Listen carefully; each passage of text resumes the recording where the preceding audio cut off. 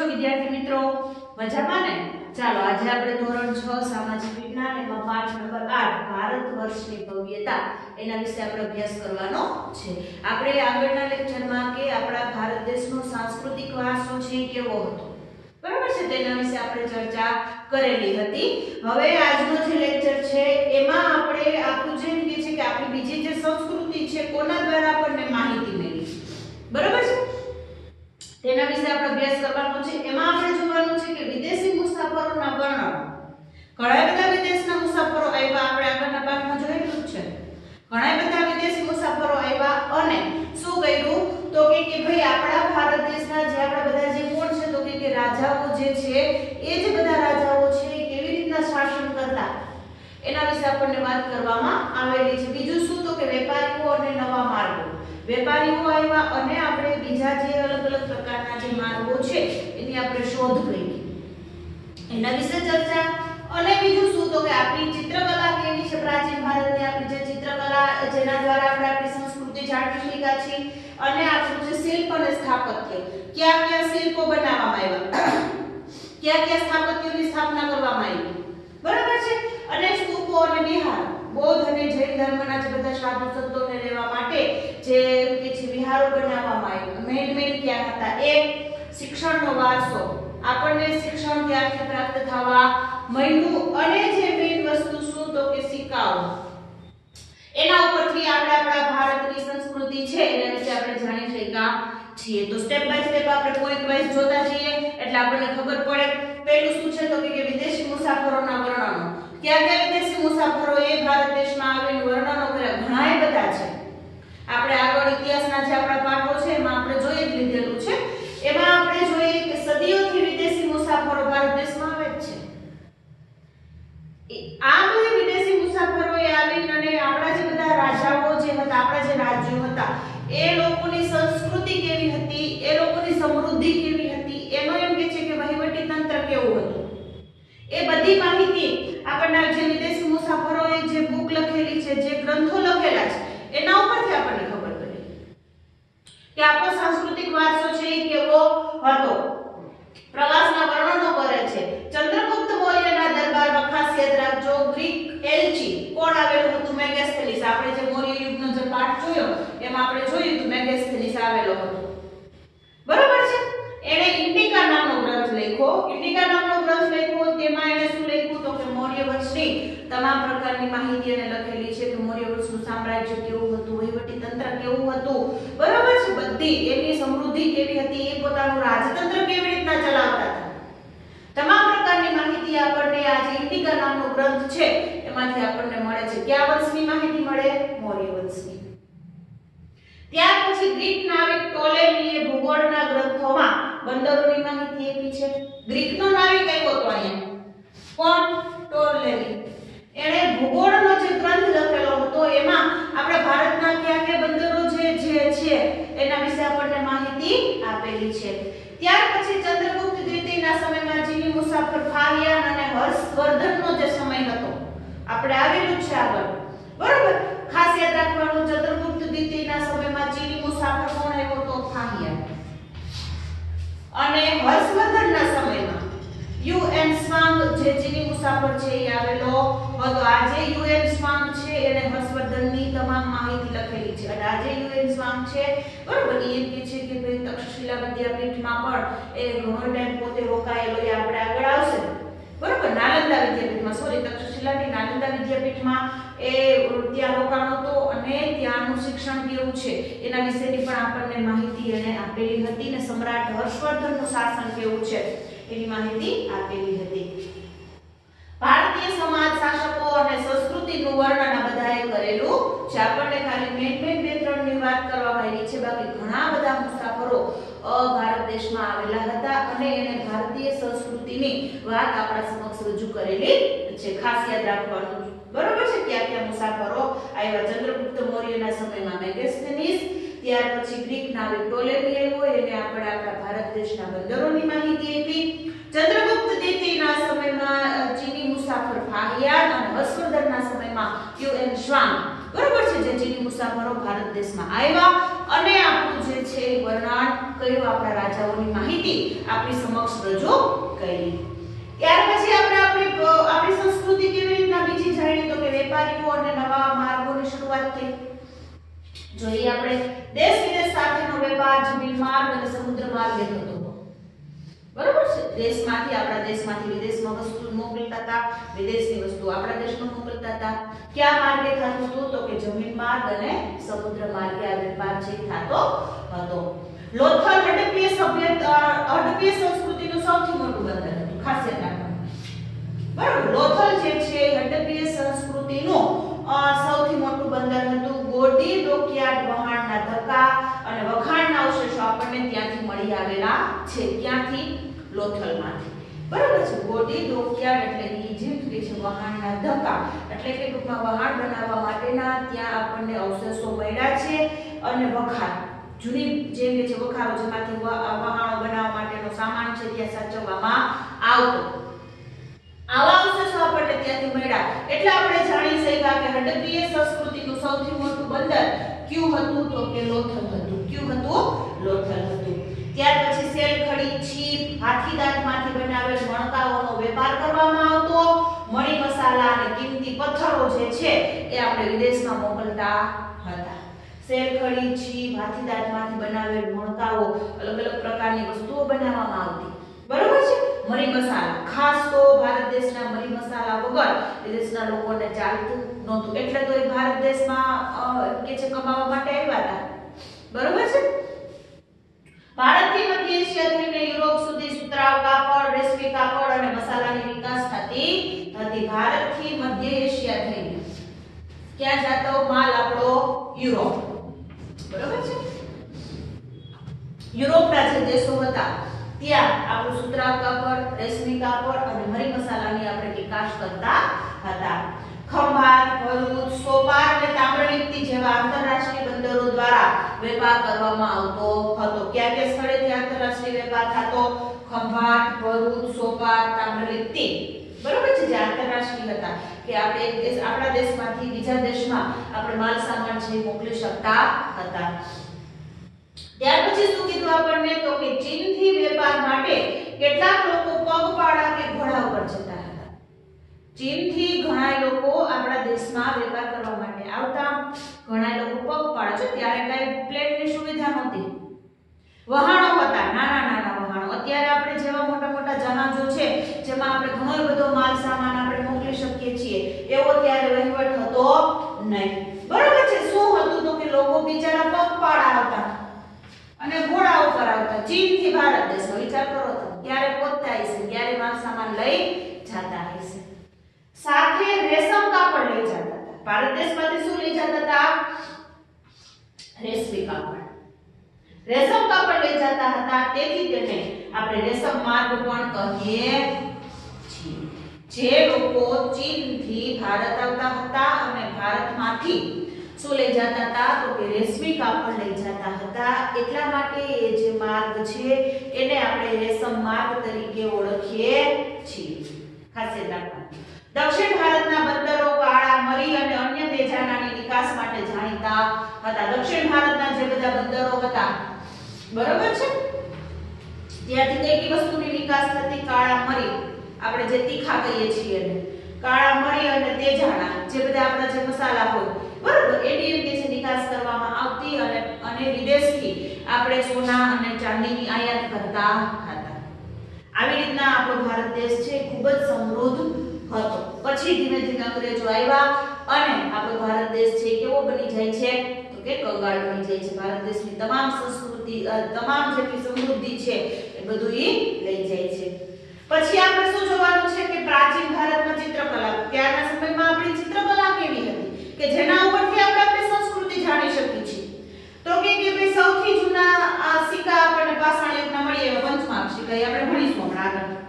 બરાબર છે. સૌથી જૂના સિક્કા આપણને પાષાણ યુગમાંથી આપણને મળી આવ્યા. જેમ કે પાષાણ યુગ એટલે કે પથ્થરમાંથી બનાવેલા જે સિક્કા આપણે આગળ આપણે પહેલો જ પાઠ હતો આપણે ખબર જ છે કે આદિમાનવ સ્થાયી જીવનની શબ્દ અને જે આપણને અવશેષો મળ્યા બીજો પાઠ એ બરાબર છે. પાષાણ યુગ એટલે કે પથ્થરમાંથી જે વસ્તુ બનાવવામાં આવે એને કયો સમય કહેવામાં આવે છે તો કે પાષાણ યુગ કહેવામાં સૌથી જૂના સિક્કા ક્યાં? તો કે પાષાણ યુગના પથ્થરોમાંથી બનાવતા, પછી ધીમે ધીમે સોના ચાંદીના ગુપ્ત યુગ જ્યારે સમયની શરૂઆત થઈ ત્યારે સોનાના સિક્કા બનાવવાની શરૂઆત થઈ ગઈ છે. મધ્યપ્રદેશમાં ભીમબેટકાથી 500 ચિત્રો મળી આવ્યા. ભીમબેટકાની ગુફા જે છે આપણે આગળ આવ્યું હતું, જ્યાંથી આપણને ઘણા બધા અવશેષો મળ્યા, એમાંથી ત્યાંથી આપણને 500 ચિત્રો મળી આવ્યા. જો આ બધા સિક્કાઓ હતા ને એના ઉપર એ લોકો ચિત્ર દોરતા, જેનાથી આપણને ખબર પડે કે ત્યાંની સંસ્કૃતિ છે એ કેવી હતી. મધ્યપ્રદેશમાં ભીમબેટકાથી કેટલા ચિત્રો મળી આવ્યા? તો કે 500 જેટલા ચિત્રો મળી આવ્યા. અજંતા, ઇલોરા, બાગ, અમરાવતીમાં પણ ચિત્રો જોવા મળ્યા. આ બધી ગુફાઓ છે. અજંતા, ઇલોરાની ગુફાઓ, બાગની ગુફાઓ, અમરાવતીની ગુફાઓ, ત્યાંથી એમાંથી પણ આપણને ચિત્રો જોવા મળ્યા. બુદ્ધની જાતક કથાઓ આખી લખેલી આપણને જોવા મળી. બરાબર છે કે ભગવાન ગૌતમ બુદ્ધે ક્યાં ક્યાં કાર્યો કરેલા હતા એની માહિતી આપણને મળી. પદ્મપાણિનીનું વિશ્વવિખ્યાત ચિત્ર, બરાબર, જે આપણને જોવા મળ્યું. ઇલોરાનું શિવ મંદિર એક જ શિલામાંથી કોતરાવેલ છે. જો અજંતા, ઇલોરાની જે ગુફા જે છે એ ત્યાં એક શંકર ભગવાનનું મંદિર છે. ત્યાં તમે જોજો એ જે મંદિર છે ને એ એક જ શિલા એટલે એક જ પથ્થરમાંથી કોતરેલું છે. બીજા ત્રીજા પથ્થરનો એમાં ઉપયોગ કરેલો નથી. હમણાં જ બનાવેલું, પ્રાચીન સમયમાં, પહેલાના સમયમાં આનું સ્થાપત્ય કરવામાં આવેલું છે, જેના દ્વારા આપણને આપણી સંસ્કૃતિની માહિતી મળે છે. ખાસ યાદ રાખવાનું. ત્યાર પછી છે કે પ્રાચીન ભારતના શિલ્પ અને સ્થાપત્ય. કયા કયા સ્થાપત્યો બનાવવામાં? ઘણા બધા સ્થાપત્ય બન્યા, પણ આપણે મેન જે છે એ યાદ રાખવાના. હડપ્પીય સભ્યતામાં જોવા મળતું નગર આયોજન જે છે એ વિશ્વ પ્રસિદ્ધ નમૂનો છે. પહેલા તો સૌથી વિશ્વ પ્રસિદ્ધ નમૂનો આપણું જે પ્રાચીન સંસ્કૃતિ કઈ તો કે હડપ્પીય સભ્યતામાં જોવા મળતું નગર આયોજન. આપણે આગળ પાઠમાં આવી ગયું હડપ્પી સભ્યતાનું જીવન, કે એનું જે એમ કે છે નગર આયોજન આપણને મળ્યું. નગરનું આયોજન કેવું સરસ કરેલું હતું. સરસ મજાની ગટરોની વ્યવસ્થા હતી, કુવાઓની વ્યવસ્થા હતી, અનાજને રાખવા માટે કોઠારોની વ્યવસ્થા હતી. બરાબર છે. આવી રીતના એમ કે છે કે નગર આયોજન હતું. એક બાજુ આપણે કહીએ કે રાજા વસવાટ કરતો, એક બાજુ જે છે પ્રજા વસવાટ કરતી. એટલે ત્યાર પછી શેરીઓ એવી સરસ વ્યવસ્થિત રીતના બનાવેલી હતી. એટલે એમ કે છે નગર આયોજન જે છે એ શ્રેષ્ઠ નમૂનો આપણે કહી શકીએ, વિશ્વ પ્રસિદ્ધ નમૂનો છે. ગુફાઓ, મંદિરો અને મહેલોના પણ ઘણા બધા સ્થાપત્ય ત્યારે થયેલા હતા. મૂર્તિકલામાં બે કળા પ્રચલિત છે. જો મૂર્તિઓ બનાવવામાં આવે એમાં એની બે રીતે કળાઓ પ્રચલિત છે. એમાં પહેલી છે ગાંધાર શૈલી અને બીજી છે મથુરા શૈલી. ખાસ યાદ રાખવાનું, મૂર્તિકળા જે હતી એના બે પ્રકાર પાડવામાં આવેલા હતા, ગાંધાર શૈલી અને મથુરા શૈલી. ગાંધાર શૈલી શું હોય તો કે અફઘાનિસ્તાનમાં આવેલી તક્ષશિલા અને ગાંધારમાં આ કલા શૈલી આપણને જોવા મળતી હતી. જો આ જે ગાંધાર શૈલી છે ક્યાં જોવા મળતી? અફઘાનિસ્તાન જે છે ત્યાં આવેલી જે આપણી જે કે છે તક્ષશિલા વિદ્યાપીઠ જે છે અને ગાંધાર જે છે ત્યાં આપણને આ શૈલી જોવા મળતી. આવી રીતના મૂર્તિઓ ત્યાં બનતી હતી. બુદ્ધની મૂર્તિ મોટા પ્રમાણમાં બનતી હતી. મોટા પ્રમાણમાં કઈ મૂર્તિ બનાવવામાં આવતી? તો કે બુદ્ધની મૂર્તિઓ બનાવવામાં આવતી હતી. બરોબર છે. ત્યાર પછી મથુરા કલામાં શું આવે તો કે હિન્દુ દેવી અને કોણ તો કે દેવતાઓની મૂર્તિઓ બનતી હતી. આપણા જે હિન્દુ ધર્મના જે બધા માતાજીઓ છે, જે બધા આપણા દેવતાઓ છે, શંકર, વિષ્ણુ, બરોબર છે, બ્રહ્મા, રામ, આ બધા એમ કે છે કે મૂર્તિઓ બનાવવામાં આવતી મથુરા શૈલી. અને ગાંધાર શૈલીમાં વધારે પડતી ગૌતમ બુદ્ધની મૂર્તિઓ બનાવવામાં આવતી હતી. ત્યાર પછી શું કીધું તો કે અમરાવતી, અજંતા, નાસિક અને સારનાથમાંથી આપણને મથુરા કલાના અવશેષો આપણને મળી આવ્યા હતા, જેના ઉપરથી આપણને ખબર પડી કે મથુરા શૈલીમાં હિન્દુઓ એમ કે છે દેવી દેવતાઓની મૂર્તિઓ બનાવવામાં આવતી અને ગાંધાર શૈલીમાં ભગવાન બુદ્ધની મૂર્તિઓ આપણને વધારે જોવા મળતી. ગાંધાર શૈલી ક્યાં જોવા મળતી તો કે અફઘાનિસ્તાનનું જે તક્ષશિલા અને ગાંધારમાં આપણને જોવા મળતી. અને મથુરા શૈલી ક્યાં જોવા મળતી? અમરાવતી, અજંતા, ઇલોરાની ગુફાઓ, નાસિક અને સારનાથમાંથી. બરોબર છે. ત્યાર પછી સ્તૂપ અને વિહારોની સ્થાપના કરવામાં આવી. બરોબર છે. જોતા જઈએ આપણે. ગૌતમ બુદ્ધના નિર્માણ બાદ તેમના જીવનની યાદગીરી રૂપે સ્તૂપ નિર્માણ શરૂ થયું. ખાસ યાદ રાખવાનું. સ્તૂપ નિર્માણ ક્યારથી શરૂ થયું તો કે ગૌતમ બુદ્ધનું સ્તૂપનું નિર્માણથી જે છે ગૌતમ બુદ્ધ મૃત્યુ પામે છે તે પછી એના જીવનને આપણે યાદગીરી રાખવા માટે જેવી રીતના આપણે આપણા હિન્દુ ધર્મમાં મંદિરોનું નિર્માણ કરીએ છીએ તેવી રીતના બૌદ્ધ ધર્મમાં શેનું નિર્માણ કરવામાં આવ્યું? સ્તૂપનું નિર્માણ, સ્તૂપ બનાવવામાં આવ્યું. સૌપ્રથમ વજ્જીસંઘમાં આ સ્તૂપ નિર્માણ કરવામાં આવ્યું, ખાસ યાદ રાખજો. બરાબર, સૌપ્રથમ સ્તૂપ નિર્માણ ક્યાં કરવામાં આવ્યું? તો કે વજ્જીસંઘમાં. વજ્જીસંઘ ક્યાં આવેલું છે આપણને ખબર છે. સ્તૂપ એટલે શું? તો કે સ્તૂપ એટલે નાના ગુંબજ આકારનું સ્થાપત્ય. સ્તૂપ એટલે નાના ગુંબજ આકારનું જે સ્થાપત્ય હોય એ તમારી ટેક્સ્ટબુકમાં ચિત્ર આપેલું છે, જોઈ લેવાનું. બરાબર છે. એટલે શું કહેવામાં આવે છે? સ્તૂપ કહેવામાં આવે છે. મધ્યમાં બુદ્ધના અવશેષો દાબડામાં રાખવામાં આવતા. આ જે સ્તૂપ છે એની મધ્યમાં વચ્ચે આપણે કે મંદિર હોય તો ભગવાનની મૂર્તિ હોય છે, એમ આ લોકો સ્તૂપમાં શું રાખતા? વચ્ચે એમ કે છે કે ભગવાન ગૌતમ બુદ્ધના કંઈક અવશેષો છે જે છે દાબડામાં, એટલે કે એ કેમ કે છે કે શું હોય તો કે ડબ્બા જેવું હોય છે, એમાં એના અવશેષો મધ્યમાં રાખતા અને લોકો જે છે એના દર્શન કરતા હતા. અશોકનો સાંચીનો સ્તૂપ, લુંબિનીનો સારનાથનો સ્તૂપ જે પ્રખ્યાત છે. કનિષ્કે પુરુષપુર એટલે કે પેશાવરમાં વિશાળ સ્તૂપ બનાવ્યો. કનિષ્ક નામનો જે રાજા છે, બરોબર છે, એને પુરુષપુર એટલે કે પેશાવરમાં આ વિશાળ સ્તૂપ બનાવવામાં આવ્યો છે જેને શાહજી કી ડેરી કહેવામાં આવે છે. જે મેન સ્તૂપો છે, હવે તો ઘણી જગ્યાએ આપણે સ્તૂપો જોઈએ છીએ. જે પુરુષપુર એટલે કે પેશાવરમાં જે સ્તૂપ બનાવવામાં આવ્યો જેને શાહજી કી ડેરી કહેવામાં આવે છે.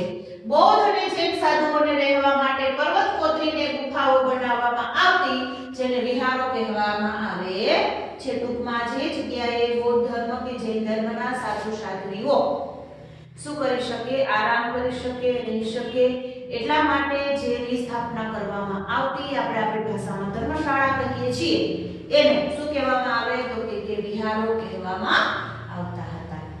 શ્રવણ બેલગોળામાં આવેલી ગોમતેશ્વરની જૈન મૂર્તિ વિશ્વવિખ્યાત છે. શ્રવણ બેલગોળામાં જે ગોમતેશ્વરની જૈન મૂર્તિ આવેલી જે છે જે વિશ્વવિખ્યાત નમૂનો છે. આ બધું પ્રાચીન સમયમાં બનેલું હોય એટલે આપણને એના વિશે માહિતી આપેલી હોય. બાકી હવે તો જૈન ધર્મના પણ એટલા બધા એમ કે છે, જૈન ધર્મ અને બૌદ્ધ ધર્મના ઘણા બધા સ્તૂપો વિહારો બનાવવામાં આવેલા છે.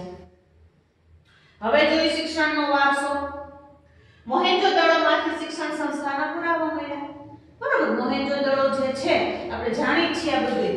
મોહેન્જો-દડો જે છે ત્યાંથી આપણને શિક્ષણ સંસ્થાના પુરાવા મળ્યા કે પ્રાચીન સમયમાં પણ વિદ્યાર્થીઓ જે છે શું મેળવતા? તો કે શિક્ષણ મેળવતા. આપણે જે પુસ્તકીય જ્ઞાન નહોતું ત્યારે પણ શેનો અભ્યાસ કરતા? તો કે ગ્રંથોનો અભ્યાસ કરતા. ત્યાર પછી યુદ્ધ કેવી રીતના ચલાવવું, બરાબર, યુદ્ધ એટલે જે કેવી રીતના કરવું, એના માટે જે બધા એના હથિયારો છે કેવી રીતના ચલાવવા. ત્યાર પછી એમ કે છે કે આજે બધા રાજાઓના દીકરાઓ હોય છે એને એમ કે છે કે રાજ્ય વહીવટ કેવી રીતના ચલાવવો. બ્રાહ્મણના દીકરાઓ હોય છે એને યજ્ઞપાઠ કેવી રીતના કરવા, કર્મકાંડ કેવી રીતના કરવું, આવું બધું ત્યારે જ્ઞાન આપવામાં આવતું હતું. 5 વિદ્યાપીઠોના અવશેષો આપણને ત્યારે મળી આવ્યા હતા. અત્યારે હાલની તકે જે છે જે ઉત્તર પશ્ચિમ ભારતમાં ગાંધાર ક્ષેત્રે તક્ષશિલા વિદ્યાપીઠ, બરાબર છે, ઉત્તર પશ્ચિમ ભારતમાં ગાંધાર ક્ષેત્ર એટલે ઉત્તર ભારતમાં તક્ષશિલા વિદ્યાપીઠ, જ્યાં પાણીની, ચાણક્ય, ચંદ્રગુપ્ત આ બધાએ ત્યાં અભ્યાસ કર્યો તો એટલે વિદ્યાપીઠમાં કઈ ખામી હોય નહીં. આવા જે બધા મહાન એમ કે છે કે લોકોએ ત્યાં શું કર્યો તો અભ્યાસ કર્યો તો ક્યાં? તક્ષશિલા વિદ્યાપીઠમાં. ત્યાર પછી બિહારમાં નાલંદા વિદ્યાપીઠ. મેં તમને કીધું હતું કે ચીની મુસાફર કોણ આવ્યું હતું? યુએન સ્વાંગ, સમ્રાટ હર્ષવર્ધનના સમયમાં. જેમ કે છે કે નાલંદા વિદ્યાપીઠ એમ કે છે કે સમ્રાટ હર્ષવર્ધનને તો નાલંદા વિદ્યાપીઠના નિભાવ માટે એટલે કે એના ખર્ચ માટે એને પોતાના રાજ્યના 100 ગામો જે છે એ નાલંદા વિદ્યાપીઠને અર્પણ કરેલા હતા, આપેલા હતા કે તમારે આનો ખર્ચ છે આ જે 100 ગામમાંથી જેટલી આવક આવે એ બધું નાલંદા વિદ્યાપીઠમાં રાખવાનું. આવું સરસ મજાનું કાર્ય સમ્રાટ હર્ષવર્ધને કર્યું. બરોબર છે, આપણે આગળ આવી જ ગયું છે બધું. એના એમ કે છે કે આચાર્ય નાગાર્જુન હતા અને એમ કે છે કે મહાન રસાયણ શાસ્ત્રી પણ હતા. નાગાર્જુન છે મહાન રસાયણ શાસ્ત્રી હતા જેને ભસ્મનો આપણને એમ કે છે કે ઉપયોગ બતાવેલો છે. ગુજરાતમાં વલ્લભી વિદ્યાપીઠ આવેલી છે અને એમાં વિદ્યાર્થીઓને પ્રવેશ મેળવવો હોય તો પ્રવેશિકાની પરીક્ષા દેવી પડતી પહેલા. વલભી વિદ્યાપીઠ જે છે બરાબર છે એમાં જો આપણે પ્રવેશ મેળવવો હોય વિદ્યાર્થીઓને તો શું આપવું પડતું તો કે પ્રવેશિકા નામની પ્રવેશ પરીક્ષા લેવામાં આવતી જો વિદ્યાર્થી પાસ થાય તો જ એમાં એને એમ કે છે કે એન્ટ્રી આપવામાં આવતી બાકી એને એડમિશન આપવામાં આવતું નહીં હિન્દુ બૌદ્ધ અને જૈન ત્રણેય ધર્મનું ત્યાં જ્ઞાન આપવામાં આવતું છે હિન્દુ બૌદ્ધ જૈન એ ત્રણેય ધર્મનું શું આપવામાં આવતું એક જ ધર્મનું જ્ઞાન આપવામાં આવતું એવું હતું નહીં ત્રણે ત્રણ આપણા જે ગ્રંથો જે ધર્મો છે સોરી એનું ત્યાં જ્ઞાન આપવામાં આવતું હતું બરોબર છે ત્યાર પછી બંગાળમાં વિક્રમશિલા અને ઓદંતપુરી બે વિદ્યાપીઠો બંગાળમાં કઈ કઈ વિદ્યાપીઠો વિક્રમશિલા અને ઓદંતપુરી વિદ્યાપીઠો હતી બૌદ્ધ ધર્મના વિશાળ પુસ્તકાલયો પણ ત્યારે સ્થાપના કરવામાં આવેલી હતી કે જેના દ્વારા વિદ્યાર્થીઓ જે છે એ બૌદ્ધ ધર્મનું જ્ઞાન મેળવી શકે અને એનામાં સારું એવું શિક્ષણ છે એ આવી શકે હવે આપણે જોઈએ સિક્કાઓ સૌથી જૂના સિક્કા ઈસવીસન પૂર્વે 5મી સદીના પંચમાર્ક સિક્કા સૌથી જૂના સિક્કા કયા પંચમાર્ક સિક્કા જેને ઇન્ડો ગ્રીક રાજાઓએ સુવર્ણ સિક્કા બનાવેલા હતા ઇન્ડો ગ્રીકના જે રાજાઓ જે હતા એને પછી ધીમે ધીમે સિક્કાઓને કેવા બનાવ્યા સુવર્ણ સિક્કાઓ જો પંચમાર્ક સિક્કા તમારે આગળ આવી જ ગયા છે કેવા સિક્કા હતા પહેલા પથ્થરમાંથી બનાવેલા હતા ધીમે ધીમે એમ કે છે કે પતરામાંથી બનાવતા પછી ધીમે ધીમે ચાંદીના સોનાના સિક્કાઓ બનાવવાની શરૂઆત થઈ ગઈ અત્યારે પણ આપણે ચલણમાં સિક્કાઓ વાપરીએ છીએ શ્રેષ્ઠ સિક્કા ગુપ્ત કાળના હતા સૌથી સારા સિક્કા કયા સમયના હતા ગુપ્ત સમયના હતા જો ગુપ્ત કાળના જે રાજાઓ છે એ પોતાના એમ કે છે કે પોતાની આકૃતિઓ તેમાં એમ કે છે દર્શાવતા હતા પોતાનો રાજ્ય વહીવટ એમાં દર્શાવતા હતા તે સમયની અપાર સમૃદ્ધિની માહિતી આપે છે કે આ જે સિક્કાઓ જોઈ આપણને ખબર પડે કે ત્યારનો સમય જે છે એ ત્યારની આપણી સમૃદ્ધિ ખૂબ જ સારી હતી બરાબર છે ભારતનો મહાન સાંસ્કૃતિક વારસો સમગ્ર વિશ્વમાં અદ્વિતીય છે ભારતનો મહાન સાંસ્કૃતિક વારસો સમગ્ર વિશ્વમાં અદ્વિતીય છે એનું કોઈ બીજું કોઈ સ્થાન લઈ શકે નહીં આવો આપણો સાંસ્કૃતિક વારસો છે આવી આપણી સંસ્કૃતિ છે એટલે ભારત દેશની સમૃદ્ધિ સંસ્કૃતિ જે છે એને આપણે ક્યારેય ભૂલવી જોઈએ નહીં આપણા ભારત દેશની સમૃદ્ધિ એટલી જ હતી પણ બીજા આવીને લઈ ગયા હવે આપણે ભારત દેશમાં કોઈ જાતના પ્રશ્ન છે નહીં તો આપણો પાઠ છે અહીંયા પૂરો થાય છે આગળના લેક્ચરમાં આપણે ભારત દેશની સંસ્કૃતિ વિશે અભ્યાસ કર્યો અને આજના લેક્ચરમાં પણ વિદેશી મુસાફરો જે આવ્યા જેણે ભારત દેશનું વર્ણન કર્યું વેપારીઓ આવ્યા બરાબર ભારતની ચિત્રકળા કેવી હતી ત્યાર પછી શિલ્પ અને સ્થાપત્યોની સ્થાપના કરવામાં આવી સ્તૂપો અને વિહારો શિક્ષણ આપણે ત્યારે પ્રાચીન સમયમાં ક્યાંથી મળતું ત્રણ વિદ્યાપીઠો વિશે જોયું અને સૌથી જૂના સિક્કા પંચમાર્ક સિક્કાઓ વિશે આપણે માહિતી મેળવી તો હું આશા રાખું છું કે આ પાઠ છે સારી રીતના સમજાઈ ગયો હશે હવે નવા ઇંગ્લિશ વિડીયોમાં નવા પાઠ સાથે મળીશું ત્યાં સુધી આવજો જય શ્રી કૃષ્ણ